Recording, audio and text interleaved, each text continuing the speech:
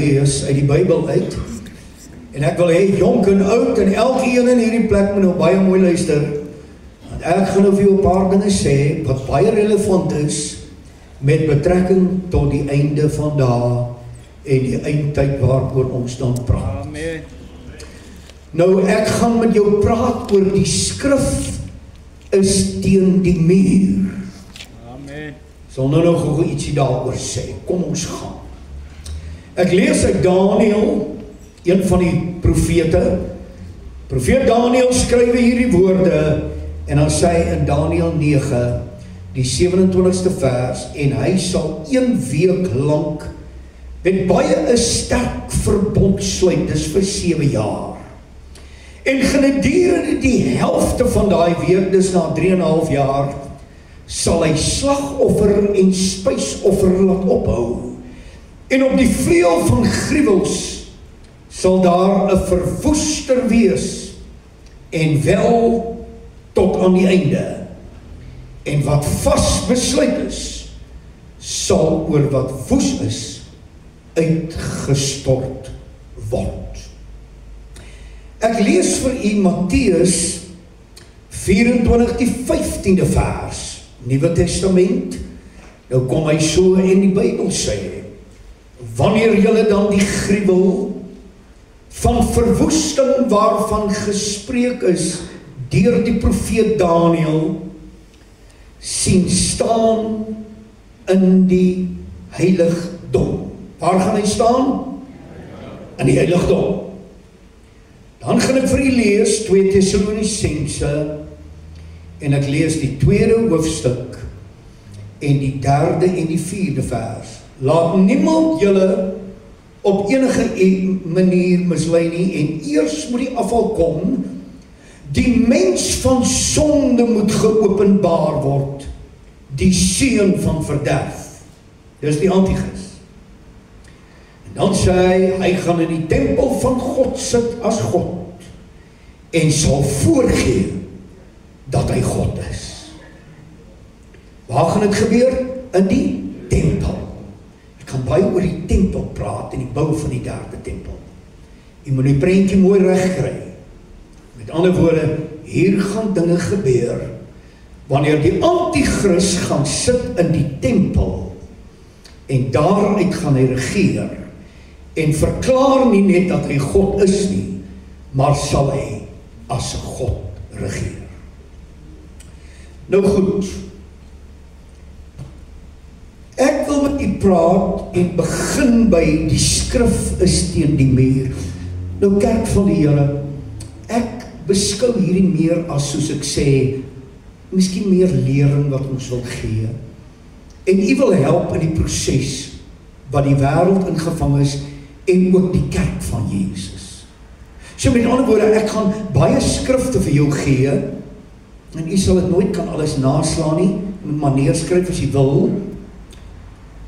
Maar ek begin by die deel, want toe ek uit hierdie preek uit begin dink het, toe kom die eerste gedagte by my van Belsasar. Belsasar, hulle hou groot partytjie, sê die Bybel in Daniël 5. En die Bybel sê hulle het gedrink, en toe hulle nou lekker gedrink is, sê die Bybel by die genot van die wyn, toe gaan haal hulle sommer die voorwerpe uit die tempel uit en hulle begin dit gebruik en hulle drink verder daaruit. Die kerk van die Here moet pas op dat hulle nie die goddelike voorwerpe van dit wat God deur die Heilige Gees in die kerk geplaas het, begin misbruik nie.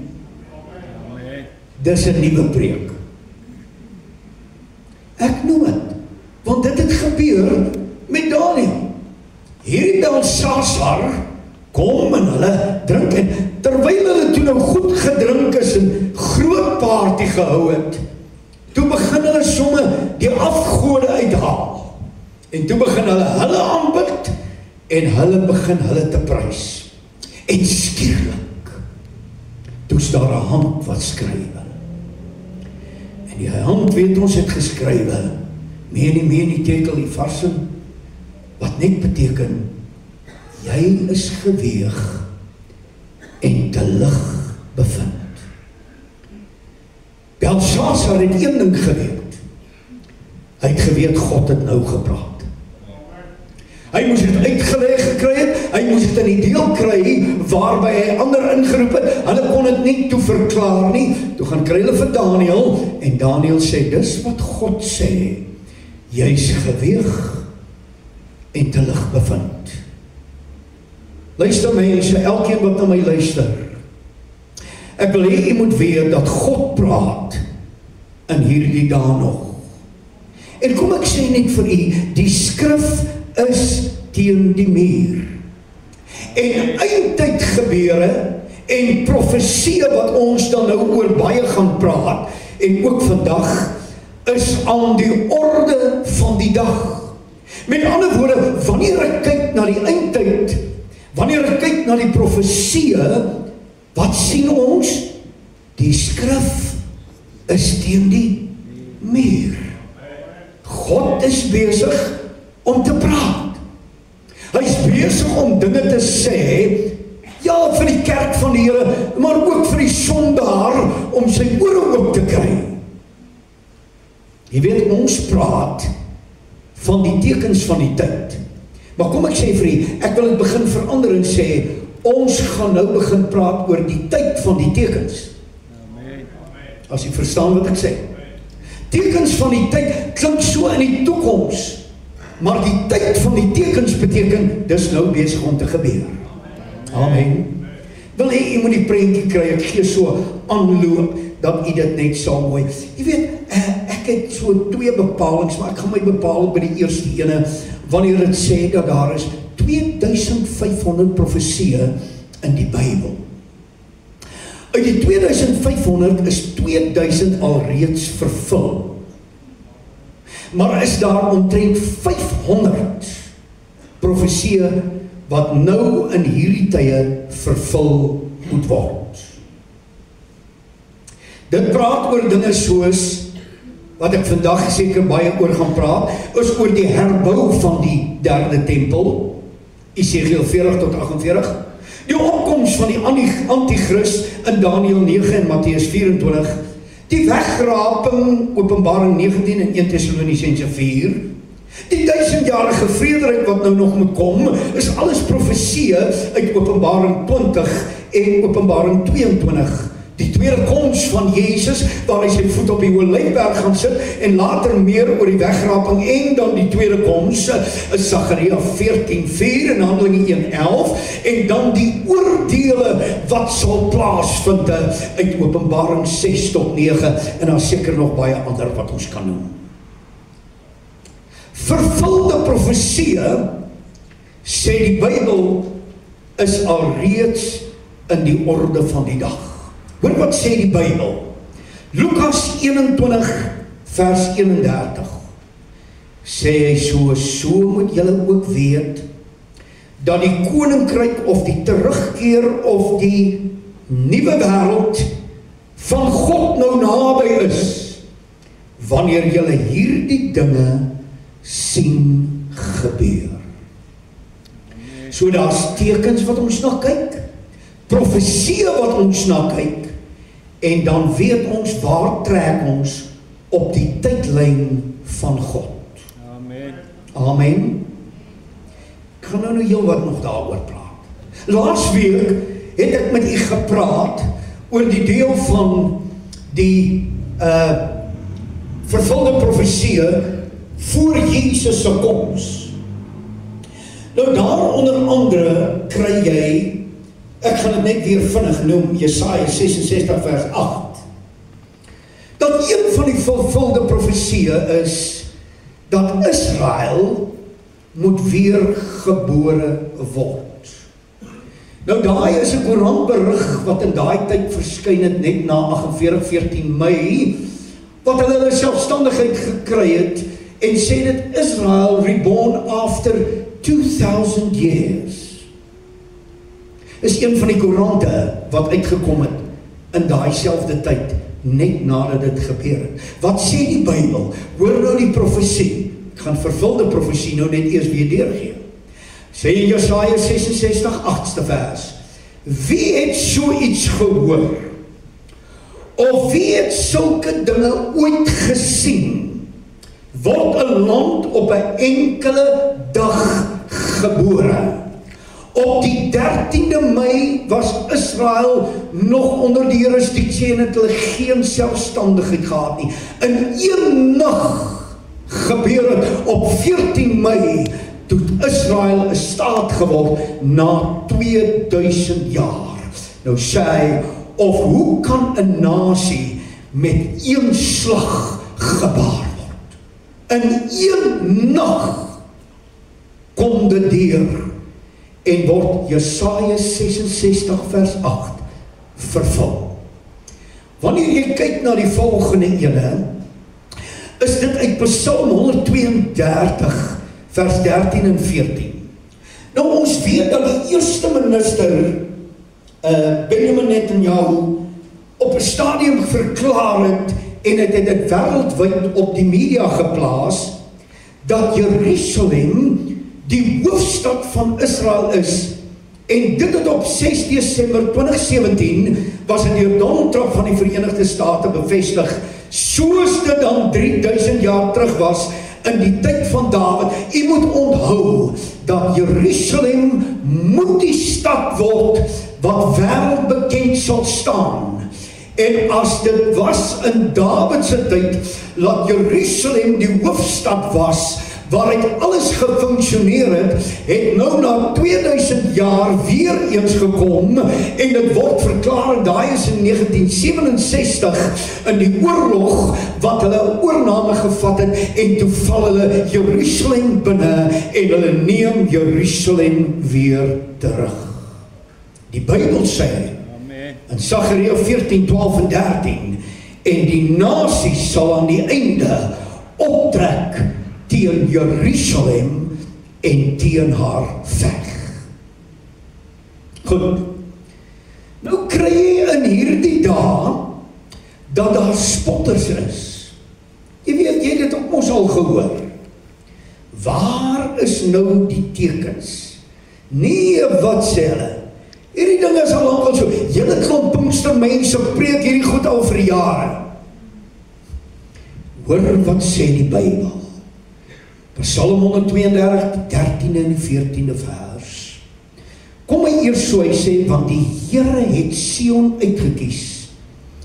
Hy het dit as 'n woonplek vir hom begeer en gesê, dit is my rusplek vir ewig, en hier het hy gesê, wil ek woon. Nou wil ek na die spotters toe gaan, wat in 1 Petrus 3 vir ons, dan 2 Petrus 3 liewer, vir ons voorgehou word. Nou gaan ek hier lees, hoor nou wat sê die Bybel. Luister mense, ek sê weer, hierdie boek is nie 'n storieboek nie, dit is God se boek. God het hierdie boek ingegee. As dit hier staan, is dit 'n ja en 'n amen, klaar, oor en uit. Hoeveel beloftes daar van God ook al mag wees, sê die Bybel, in hom is hulle ja en 'n amen. Paulus skryf dit in 1 Korintiërs 1:20, en dan sê hy, sodat die Vader kan verheerlik word in deur alles. Amen. So hier is geskrywe, nou wil ek hê jy moet hoor, wat sê die Bybel van die spotters?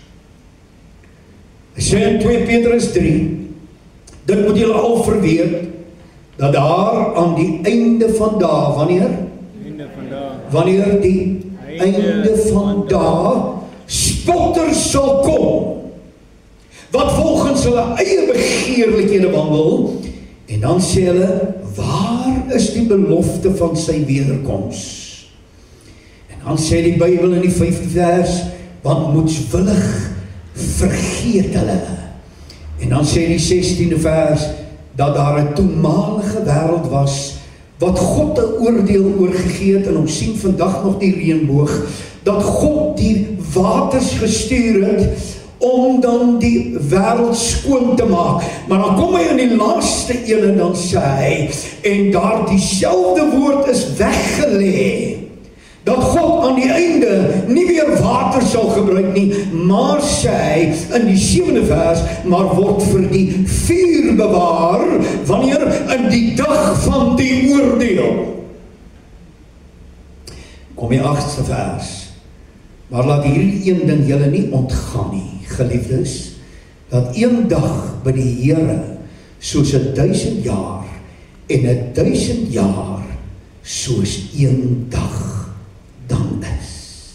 Amen. Amen. Met ander woorde, as ons van Christus afkyk uit die 2000 jaar wat ons net nou gesien het, dan wil ek vir u sê dat volgens die Bybel, Psalm 90 bevestig dit ook en 1 Petrus 3 sê dit, dat 1000 jaar is by God soos wat? Een dag. Het jy dit so? So met ander woorde, as ons as mense nou in 2000 jaar staan, op God se tydlyn is dit hoe lang? 2 dae. 2 dae. Net 2 dae is dit in God se oë, want tyd het by God nie 'n bestek nie. Vir ons voel dit soos 1000 jaar, 2000 jaar, vir God voel dit soos 'n dag of 2. Nou sê hulle vergeet van die dinge, dat een dag by God is soos 1000 jaar vir ons op hierdie aarde. En dan kom die 9de vers, en dan sê die Here, hy vertraag nie sy beloftes, soos sommige dit vertraag. Ag nee, ek gaan nou bietjie meer daarby stilstaan. Nou goed, spotters sal afwees, die Bybel sê hulle gaan afwees. Want moedswillig vergeet hulle van dit wat God gesê het. Dis hoekom ons die Bybel lees, amen. Dis hoekom ons na profesie toe gaan en sê, God het dit so bepaal, God het dit gesê, en dit sal so wees, en dit sal die ja en die amen wees. Amen. Nou ek gaan met jou praat oor gou-gou 'n paar profetiese tekens van Matteus 24 en hoe dat ons dit uit die Bybel kry, maar ek wil dit vir jou bring in die terme van ons alledaagse lewe. Is jy met my? Goed, ons gaan kyk wat skrywe 'n paar koerante en wat sê hulle van al hierdie dinge. Nou goed, as ons kyk na die tekens, dan wil ons sê, dit sê vir ons iets. Amen. Die skrif, wil dit sê, is teen die muur as ek die profesie lees. En ek kyk wanneer dit in vervulling kom. En dan wil ek ook sê, die bruidegom is dan besig om hom klaar te maak om sy bruid te kom haal. So hierdie is tekens, wanneer ons die profesie lees, dat ons dit in die prentjie moet kry, dat dis wat God vir jou en my wil sê. Luister, jonk en oud moet baie mooi luister na wat ek vandag deur die genade van die Here aan jou wil sê. Ek wil vir jou sê, meneer, dametjie, luister mooi. Net soos met Belsasar is die skrif deur die profesie aan die muur. Nou ek gaan praat oor geweld en terrorisme vinnig. Ek gaan die wedloop en statistieke daarvan, van die wapentuig dan vir u deurgee, ek gaan besoedeling deurgee, hongersnode wat die Bybel van praat, inflasies in ons tyd, die stakings, die pestsiektes, die energiekrisisse wat daar is. Ek kan nie te veel uitwy oor dit nie, ek gaan jou tot 6 uur vanaand hou. Ek gaan vinnig 'n paar aanhalings maak, dat u net verstaan waar jy trek. Luister meneer, dame, helemaal mooi kyk, waar trek ons op die tydlyne van God? Want hierdie is nie net geskrywe vir die ou daar buite nie, dis vir elkeen van ons. Dat ek my hand in my boesem kan druk en sê, Here, is ek nog op daai plek? Amen. Kom, ek lees vir u. Dit is die US News and World Report wat die volgende skryf oor geweld en terrorisme. Mense vrees om dit op straat te waag. Hallo, gaan loop jy 10 uur in die aand in Hillbrow rond? Hallo, jou kind gaan eers in die straat speel daai tyd nie. Jy moet Israel toe gaan, dan gaan kyk jy in Jerusalem se strate, 10 uur, 11 uur, sulke kleintjies, dan speel hulle met balle daar in die strate. Amen. Wow, ek moet jou Israel toe vat, dat jy net gaan sien. Maar luister, Nou sê hy, verder vinnige, verergende internasionale terrorisme word bestempel as 'n monster wat die wêreld besig is om in te sluk. Jy dink aan dinge soos Al-Qaeda en Hamas en ISIS, Boko Haram en al hierdie ouens wat opstaan. Kom ek sê dit vandag vir jou. Weet jy wie haat hulle? Hulle haat Israel. En hulle haat Amerika. En weet jy wie haat hulle nog? Elke kind van die Here en 'n Christen. Hulle kan julle nie handel nie, ek wil jou sê, jy moet dit weet. As jy buite die jurisdiksie van hulle ordes en godsdienst val, is jy in 'n gevaarsone en is jy in 'n gevaar. Dis daarom dat jy baie lande kry, nou vandag, wat hulle die Christene vang, skiet hulle dood, maak hulle kap hulle koppe af, hulle doen dit letterlik in lande op hierdie stadium. Luister my geliefde, ek wil vir u sê, geweld en terrorisme is besig om oor te neem. Kom ek sê dit net weer vir jou, onthou altyd Genesis 12 vers 3. Weet jy wat sê my Bybel vir my nog? En ek sê hierdie Bybel, dank God, ons kan hom nog lees in vryheid in hierdie land. En my Bybel sê, as julle Israel haat, sal God julle haat. As julle Israel vervloek, sal hy julle vervloek. Maar as julle hom seën, sal die Here God kom en sal hy julle seën. Amen. Dis nie ek my kerk of nie, dis God wat 'n ooreenkoms en 'n verbond gesluit het, so met Abraham, Isak en Jakob. Luister, wanneer ons kyk na die statistieke van die wapenwetloop, dan sê hulle daar is ten minste 5 ton plofkrag vir elke mens wat nou op aarde lewe. Kan jy dink hoeveel is dit? En nogtans word bykans, hulle sê hier, R1 miljoen per minuut bestee om nog meer te maak.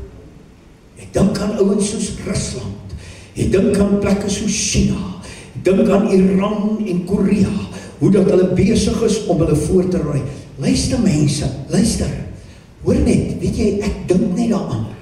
Hierdie ouens is nie besig met 'n gimmick om daai wapentuig te maak. Dink jy hulle doen dit vir die show?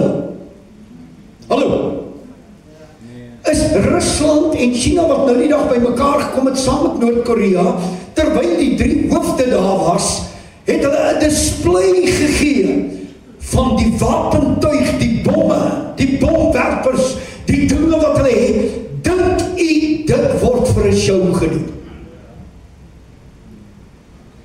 Hulle sê daar's 5 ton plofkrag op elke man en vrou se kop op hierdie stadium, en nog steeds word daar miljoene gespandeer om dit meer en meer te maak. Dink aan dinge soos global warming. Ag, dit is op die nuus en oral is hulle besig, want dit raak 'n epidemie, besoedeling. Luister, die Toronto se Globe and Mail skrywe die volgende: giftige chemiese en kernafval besmet die grond, die water, die lug en die see. Die planeet Aarde word geleidelik dood besoedel. Dit het ek jou gesê, het in die Toronto Globe and Mail gestaan. Het ek geweet, en ek wil nou nie 'n naam noem van 'n plek nie, maar daar is nou plekke, tot selfs sê hulle in Suid-Afrika, wat 'n babietjie net deur die lug wat hy inasem 'n soort gelykheid het aan 3 sigarette wat hy rook per dag. Luister, ek gee nie goed wat ek in my duim uitsuig nie, ek gee vir jou statistieke. So vuil en besoedel het die lug al geraak. Nou sê ek amper, ag, sê dit vinnig, hoekom rook jy nog, man? Gaan daarna toe, kry dit gratis. Luister, jy sal my nooit verander nie. Ek gaan by hierdie woord bly. Ek wil jou help. Ek wil jou nie veroordeel nie, verstaan dit duidelik mense. Ons is hier om jou te help. Maar die lig, die besoedeling, hulle sit met 'n probleem op hierdie stadium, sê die Globe and Mail van Toronto. Hongersnood, luister hierna. Onthou ek praat oor die tekens wat nou besig is om plaas te vind in hierdie wêreld. En hierdie goede is profeseë wat aangeteken is, en ons sal nou gou, dank Here, ek hoop ek kry klaar met hierdie preek. Hongersnood. Die Wêreldvoedselraad het die volgende skryf: so wat 50 miljoen mense kom elke jaar van honger om, waaronder 17 miljoen kinders onder die ouderdom van 5 jaar is. 1000 miljoen mense ly voortdurend honger. Was nou onlangs in een van ons koerante dat die Rooi Kruis het mense moes wegstuur met hongermaag omdat daar nie fondse was om hulle te help nie. Het baie keer vir mense gesê, die dag as Becky Man se Absa Bank oorvat, moet julle in die queue kom staan, ek help julle almal. Maar ons is ongelukkig nog nie daar nie. Amen. Amen. Ons probeer ons beste, maar tot die Rooi Kruis het in 'n probleem gekom. Inflasie. Die Industry Week skryf dit, hy sê, nou is inflasie 'n wêreldramp, sê 'n vermaarde ekonoom, wat uiteindelik een gemeenskap na die ander kan vernietig. Ons kry stakings, hulle staak ons besighede, die myne, die spoorweg, alles het so geval, dat daar is amper niks meer oor nie. Laat ek dit vir u sê, geliefde, wanneer ons kyk na hierdie dinge, ek het my vroukie, ons het die ouete huis gehad. Weet jy wat? Die oomblik as hulle staak, dit is die punt wat jy sê, ek dink ons moet die plek toemaak. Want jy moet die punte by mekaar kry. En jy kan nie sonder die werkers. Ek praat met u dinge wat met my gebeur en wat ek ondervinding het, en ek wil net sê, dit veroorsaak dat meer en meer dinge in 'n inflasie rigting gaan, en dan sê hierdie vermaarde ekonoom, dit kan die een gemeenskap na die ander vernietig. Jy moet God dank, jy het nog 'n werk. Ek sê, jy moet God dank, jy het nog 'n werk. Steek jou hand op en sê, dankie Here vir my werk. Ek het nog 'n ou plekkie waar ek die brood kan kry en waar ek kan verdien. Pestsiektes, ons hoef nie daaroor te praat nie. Dis die chicken flu en die Ebola, die COVID, en dan is dit die varkgriep, en dan praat hulle van 'n doomsday bug. Dat as hy pos vat, hulle sê dan kan hy 'n nasie uitwis. Luister, ons praat oor energiekrisisse.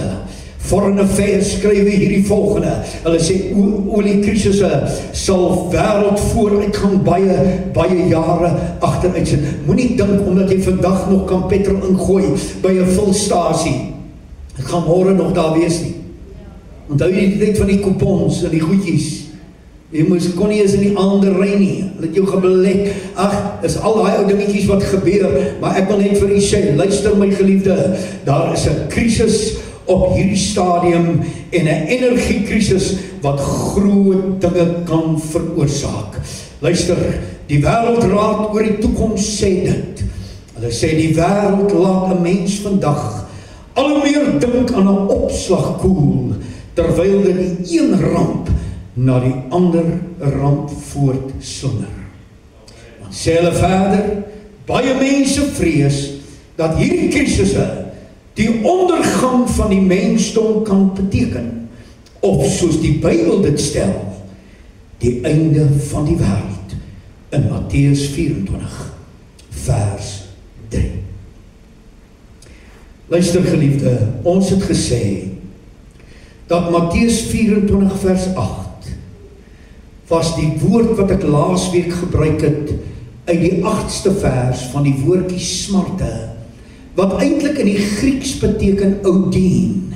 Oudien beteken, om 'n lang storie kort te maak, geboortepyne. Die pyne het ons gesê van 'n moeder is 10 minute uitmekaar, en dan 5 minute, dan 3 minute, 2 minute, 1 minuut, en dan moet jy weet, nou gaan iets gebeur. En dit is presies van die Bybel. Hy sê, die wêreld is in 'n geboortepyne.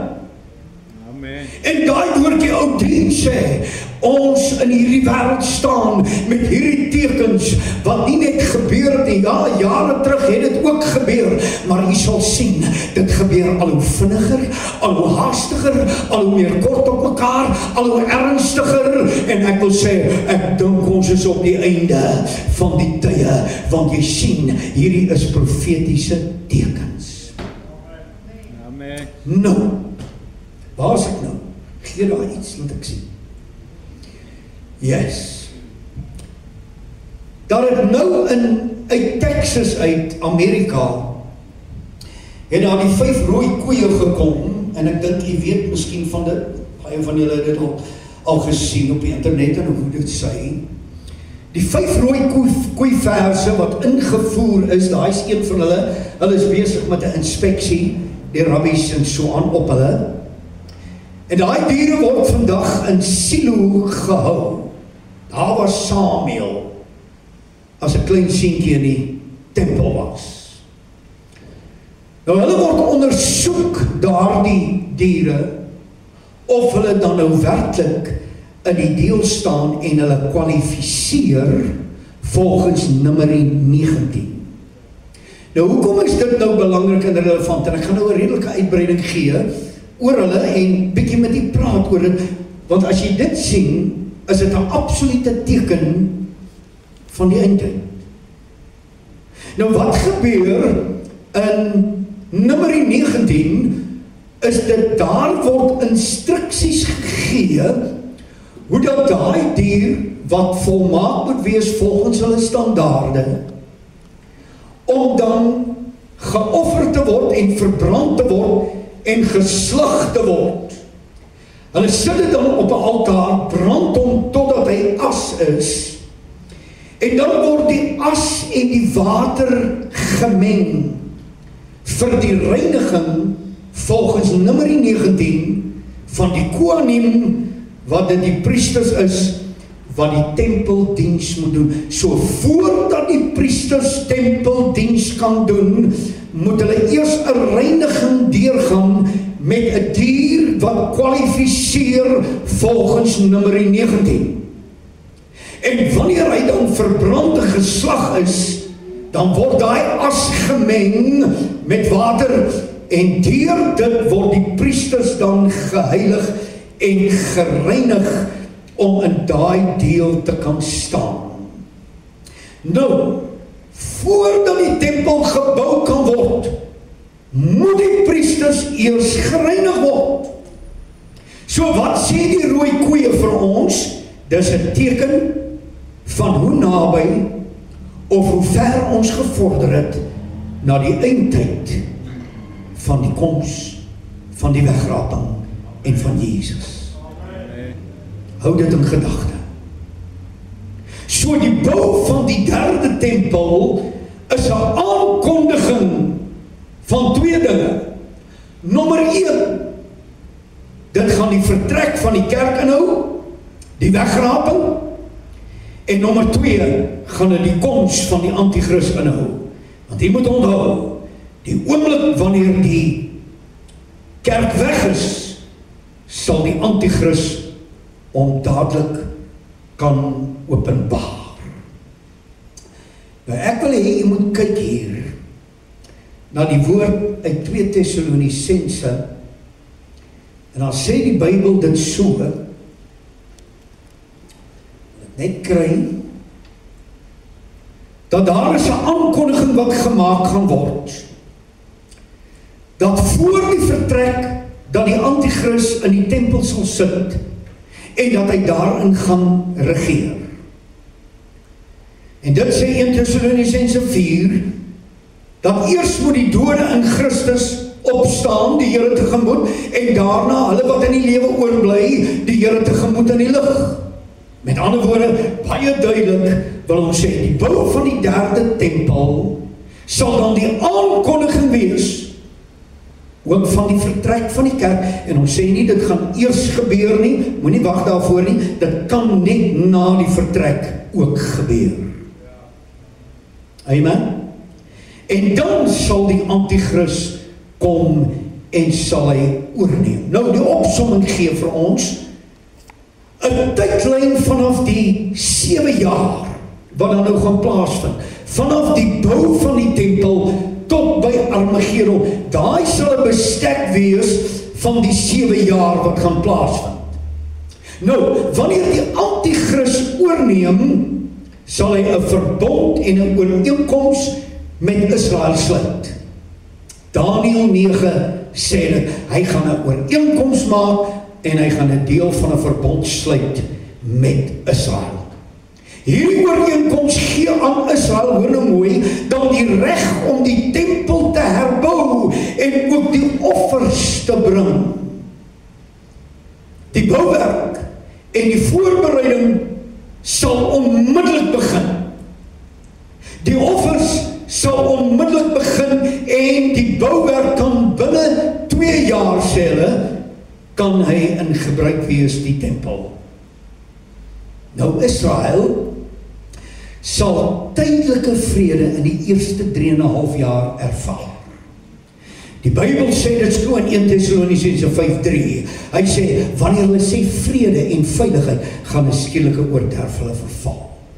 So met ander woorde ook, dat 3,5 jaar gaan Israel kan offer, hulle gaan al die dinge kan doen en die rituele, en hulle kan bou en die tempel dan klaar maak in daardie tyd.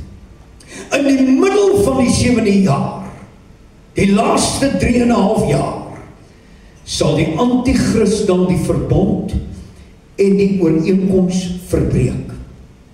Hy stop alle offers en die tempeldiens, dit staan in, soos ek gelees het, in Daniël 9:27, en die gruwel van verwoesting gaan sit in die heiligdom van die tempel.